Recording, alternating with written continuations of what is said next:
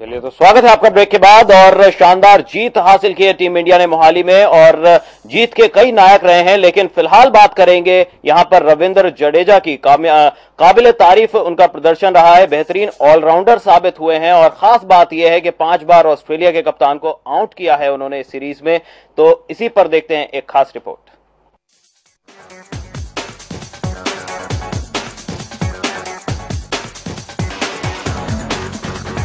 ऑस्ट्रेलियाई कप्तान Michael Clarke के पास यूं तो 91 टेस्ट का अनुभव है और हाल के दिनों में ऑस्ट्रेलियाई टीम को देखे तो उनके अलावा किसी भी बल्लेबाज के पास उनके जितना अनुभव नहीं है। क्लार्क की बल्लेबाजी को देखकर विरोधी गेंदबाज अक्सर पस्त हो जाते हैं।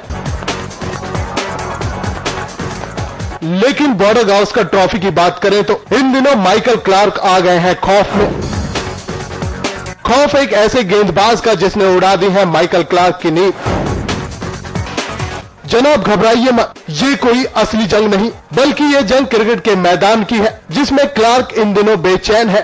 अपने बल्ले से सबको पस्त करने वाले माइकल क्लार्क इन दिनों एक गेंदबाज से खौफ खाए बैठे हैं और गेंदबाज भी ऐसा जिसके पास महज 3 टेस्ट का ही अनुभव है।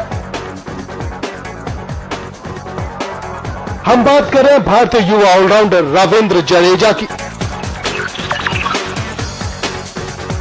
जडेजा ने जिस तरह से कंगारू कप्तान को इस सीरीज में तंग किया है उसने कहीं ना कहीं माइकल क्लार्क की मुश्किलें बढ़ा दी हैं। अगर पिछले 3 टेस्टों की बात करें तो पिछले 3 टेस्ट में 5 बार जडेजा ने क्लार्क को पवेलियन लौटाया है। इस सीरीज में इन दोनों की जंग की बात करें तो जडेजा ने इस सीरीज में क्लार्क को मैदान पर हर बार तंग किया। जडेजा ने सबसे पहले चेन्नई में खेले गए टेस्ट की पहली पारी में माइकल क्लार्क को भुवनेश्वर कुमार के हाथों कैच आउट करवाया। उसके बाद हैदराबाद टेस्ट की दोनों पारियों में जडेजा ने क्लार्क को बोल्ड आउट किया, जबकि मोहाली टेस्ट की पहली पारी में जडेजा ने क्लार्क को खाता भी नहीं खोलने दिया। पहली पारी में क्लार्क को जडेजा ने धोनी के हाथ स्टंप आउट करवाया। वही बात दूसरी पारी की करें तो दूसरी पारी में भी पुजारा के हाथों क्लार्क को जडेजा ने ही आउट करवाया।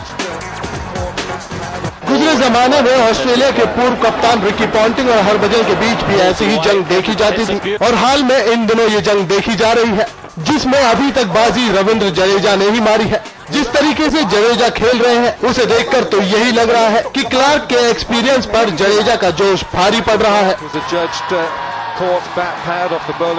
यूं तो क्लार्क दुनिया के बेहतरीन बैट्समैनों में शुमार है, लेकिन भारत में चल रही बॉर्डर गावस्कर ट्रॉफी के अब तक 3 टेस्ट मैचों की बात करें तो क्लार्क को रविंद्र जडेजा ने पूरी तरीके से पस्त कर दिया। अब देखना दिलचस्प होगा कि क्या 3 टेस्ट मैच का अनुभव रखने वाला ये गेंदबाज दिल्ली में भी क्लार्क को ऐसे ही तंग करता है या नहीं। मनीष मंडोत, आजाद न्यूज, दिल्ली। जी हाँ, तो देखा आपने इस रिपोर्ट के जरिए कितना शानदार प्रदर्शन रहा है इस सीरीज में और बेहतरीन ऑलराउंड प्रदर्शन किया है रविंद्र जडेजा ने। रविंद्र जडेजा की इस परफॉर्मेंस पर चर्चा करते हैं। सबसे पहले बात करूंगा यहाँ पर कमल जी से। कमल जी, जिस तरीके का यहाँ पर ऑलराउंड प्रदर्शन किया है रविंद्र जडेजा ने, क्या कहेंगे? वाकई जो है देर आए और दुरुस्त आए? नहीं, देखिए, इस मैच की अगर बात की जाए तो मुझे लगता है सबसे पहले चर्चा जो है वो शिखर धवन की होनी चाहिए और जो ओपनिंग पेयर फर्म अप हुआ है इंडियन टीम का उसकी होनी चाहिए। रविंद्र जडेजा की तो होनी ही चाहिए। जो ओपनिंग पेयर है वो पिछले दिनों में कुछ मैच पहले गंभीर को निकाला गया और फिर सहवाग को निकाला गया और पूरी टीम जहां सेट होती दिख रही थी वहां ओपनिंग पेयर जो है वो सेट होता नहीं दिख रहा था। तो ओपनिंग पेयर को लेकर एक बहुत बड़ी जद्दोजहद थी और सहवाग को निकालने पर बहुत तीखी प्रतिक्रिया हुई थी एक सेक्शन ऑफ जो जानकार हैं उनके द्वारा कि सहवाग एक मैच विनर हैं। उस बात को लेकर शिखर धवन ने आगे पहले ही मैच में जिस तरह से अपना दिखाया कि वो भी सहवाग की तर्ज के ही खिलाड़ी हैं। हालांकि मैं उनका आज स्कोर है तो इसलिए हम लोग अप्रिशिएट कर रहे हैं, मैं उनके स्टाइल को उतना अप्रिशिएट उस तरह से नहीं करूंगा कि पहले मैच में ही अगर आप ये करेंगे, आपका डे था तो आप चल गए, दूसरा दिन आपका नहीं था तो आप आते ही आउट हो गए। तो आपको ओपनिंग पेयर को इतना एग्रेसिव, खासतौर से टेस्ट में आप नहीं हो सकते, आपको स्टेबल रहना पड़ेगा, विकेट पर खड़े रहना पड़ेगा। You have to be aggressive, लेकिन आपको बॉल्स को पिक करना होगा, आए दाएं नहीं मार सकते आप। फिर भी शिखर धवन की इतनी लंबी पारी पहले मैच के अंदर ये काबिले तारीफ है। और जहां तक आपने मैं जो दूसरे ओपनर है उनकी भी तारीफ करना चाहूंगा कि एग्रेसिव होने के बावजूद देखिए उन्होंने क्या शिक्षा ली। शुरू में उनको मौके मिले, लेकिन वो एग्रेसिव खेलते रहे जो उनका स्टाइल था और उसमें वो आउट होते रहे तो उनकी जगह जाती रही। अब वो आ रहे हैं 2-3 मैचेस से लगातार स्टेबल होके खेल रहे हैं। विकेट पर खड़े रहेंगे टेस्ट में तो रन बनते रहेंगे, विकेट पर खड़े ही नहीं होंगे तो रन कहां से आएंगे। जहां तक आपने जडेजा की बात की, बहुत लंबे समय के बाद, मैं कहूंगा कपिल देव के बाद, भारत को एक बहुत सही मायने में एक ऑलराउंडर मिला है। और जैसा आशुतोष जी कह रहे थे, कहीं कहीं भुवनेश्वर कुमार भी उस तर्ज पर जा रहे हैं।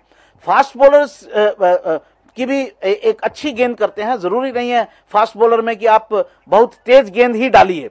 अगर आप में वैरायटी है, अगर आपके पास स्विंग है, तो वो भी एक बहुत बड़ा हथियार है। आखिरकार मकसद जो है वो विरोधी पक्ष की विकेटें निकालना है। अगर आप इंडिया की विकेट्स के ऊपर इतनी अच्छी स्विंग करवा सकते हैं तो विदेशों में जाकर जहां स्विंग को सहारा मिलता है ठंडे मौसम की वजह से, हवाओं की वजह से, वहां तो आप अच्छा कर ही पाएंगे। तो मुझे लगता है कि पूरी टीम में बहुत सारे पॉजिटिव्स हैं।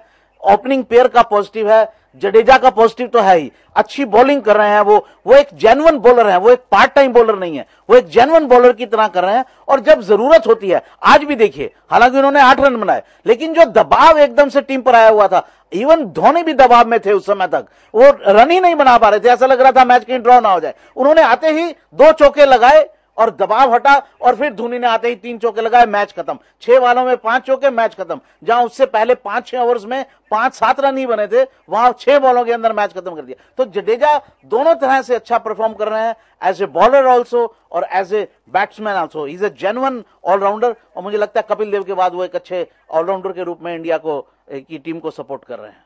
चलिए, तो एक अच्छा ऑलराउंडर मिल गया है टीम इंडिया को और अच्छा प्रदर्शन किया है रविंद्र जडेजा ने। इसी बीच हमारे साथ एक दर्शक इस वक्त जुड़ चुके हैं। सर, स्वागत है आपका आजाद न्यूज पर। कहिए, अपना नाम बताइए और अपना सवाल पूछिए।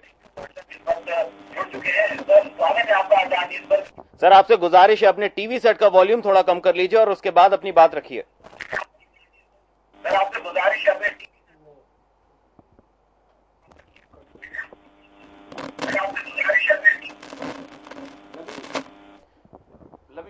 एक बात कहना चाह रहा था। अभी कमल जी ने जो कहा कि शिखर धवन को थोड़ा रुक के खेलना चाहिए, ठीक कह रहे थे। ये क्रिकेट के स्टाइल में ऐसा होना चाहिए। मैं आपको अपने एक गुरुजी की कहानी सुनाता हूँ। एक दिन हमारे गुरुजी क्रिकेट के मैदान में एक पत्थर लिया और ऐसे फेंक दिया, ऐसे हम गिर गए। उन्होंने कहा कि अरे क्यों गिर गए? हमने कहा कि आपने इतना तेज पत्थर फेंक दिया। बोला, ये जितना तेज हमने आपको पत्थर फेंका है, इसकी स्पीड जब आप बॉल करते हो तो उससे भी कम है, लेकिन अभी आप गिर गए। लेकिन इतनी तेज गेंद डाला जाता है और आप खड़े रहते हैं, यह आपका हौसला है। अगर हौसला ना हो तो आप मैदान में टिक ही नहीं पाएंगे। शिखर धवन बेचारे संघर्ष कर रहे थे टीम में जगह बनाने के लिए, और वो जगह नहीं बना पा रहे थे। ये उनको भली भांति मालूम था कि ये मेरा टेस्ट में डेब्यू है और मैं किसको रिप्लेस कर रहा हूं? सहवाग को रिप्लेस कर रहा हूं, जो बहुत अक्खड़, बहुत ही जिद्दी। उनका एक एडवर्टीजमेंट आता है, इस फोड़ू का कोई तोड़। तो ऐसा जिद्दी प्लेयर को रिप्लेस करके मैदान में आए थे। उन था और एक और मुरली विजय अलग 2-3 सेंचुरी लगा करके मैदान।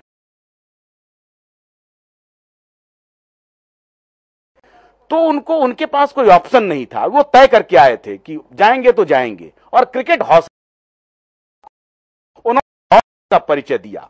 उन्होंने मैंने पूरी क्रिकेट उनकी लिया, जहां पर उनको मारना था वहां पर उन्होंने वो उस गेंद को ट्रीट किया, बहुत बढ़िया तरीके से ट्रीट किया। शिखर धवन, दबाव क्या होता है जनाब? आज आप मैच के आखिरी क्षणों में दबाव बना दिया, 5 का औसत हुआ, तेंदुलकर जैसे खिलाड़ी इतने दबाव में आ गए कि निकल गए, रन आउट हो गए। दबाव ये होता है, आप दबाव बना लेते हैं अपने ऊपर। अगर आप डेब्यू कर रहे हैं और अगर आपने अपने ऊपर दबाव बना लिया तो आप खत्म हो जाएंगे। इसीलिए उन्होंने दबाव को तोड़ा, और जब मोच उन्होंने इस तरह से किया तो ये मतलब साफ था कि वो मन बना करके आए थे कि भाई साहब मुझे मारना है, आउट होंगे तो होंगे। अब उनका दिन निकल गया था। अब ये होता है क्रिकेट में, लोग कहते हैं कि आपका दिन है निकल गया। दिन निकालने के लिए वो आए थे और वो प्रतिबद्ध थे। उनकी प्रतिबद्धता, उनका जो जिद था, उनको सलाम करना पड़ेगा। बहुत बेहतरीन, बहुत उम्दा उन्होंने खेला है।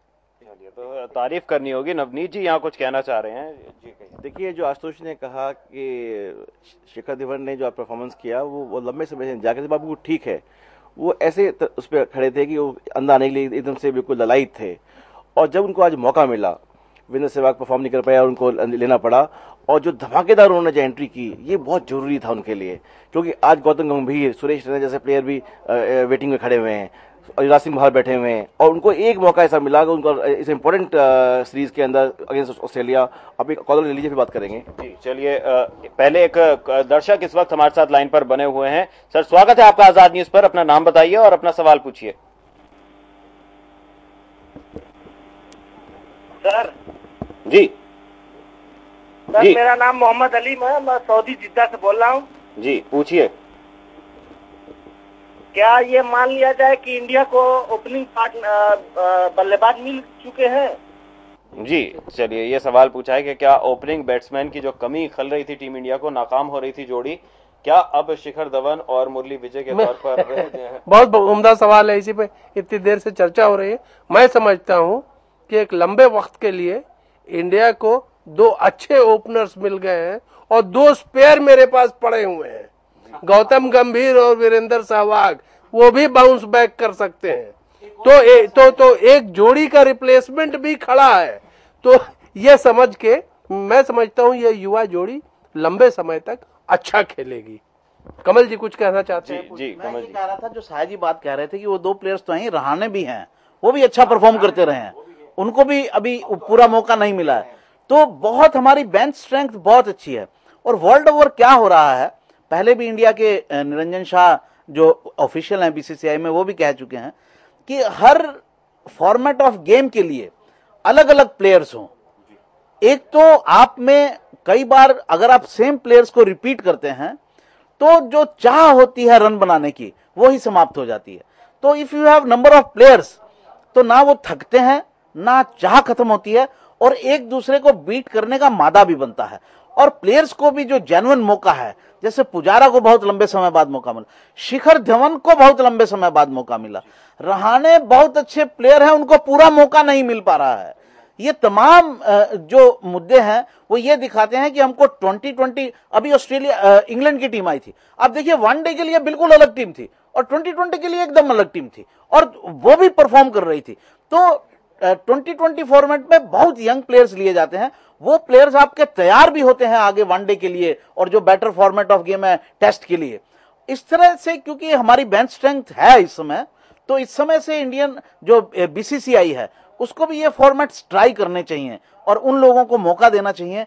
खाली एक जीत मकसद नहीं हो। लेकिन हम लोग जो जीत की बात कर रहे हैं, जीत में मैं एक चीज कहना चाहूंगा कि टीम जो बढ़ रही है, इसका असली टेस्ट जो विदेश की पिचेस हैं उन पर होगा। इंग्लैंड में जाकर इस तरह से जीतें, ऑस्ट्रेलिया को ऑस्ट्रेलिया की भूमि पर इस तरह से हराएं, तब थोड़ी बात बनेगी।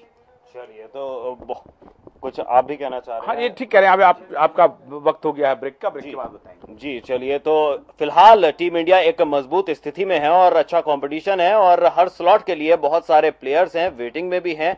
फिलहाल जो कुछ चल रहा है अच्छा चल रहा है और उम्मीद यही की जा रही है कि इसी तरह अच्छा घटता रहे टीम इंडिया के लिए। फिलहाल ले लेते हैं एक छोटा सा ब्रेक, जल्द होंगे हाजिर, बने रहिए हमारे साथ।